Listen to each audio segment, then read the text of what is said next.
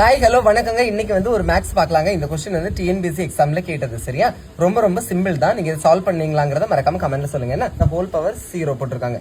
Anything power 0 வந்து 1. சரியா, இது 4 power 1 into 4 power -2 into 4 power -3 இருக்கு. ஓகேவா, இதை நம்ம எப்படி எழுதுவோம்னு பாத்தீங்கன்னா 1/4. சரியா, பிளஸ் இது எப்படி எழுதுவாங்க 1/4 ஸ்கொயர்னா எத்தனை 16.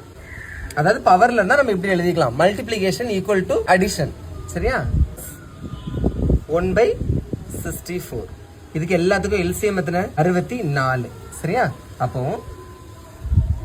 நீங்க வந்து இந்த ஃப்ளூக்லயே அடிச்சு விட்டுருக்கலாம். எப்படின்னு கேட்டீங்கன்னா 64 இருக்கா, கீழே 64 ஏதாவது ஆப்ஷன்ல வருதா பாருங்க, இந்த 1க்கு மட்டும் தான் வருது.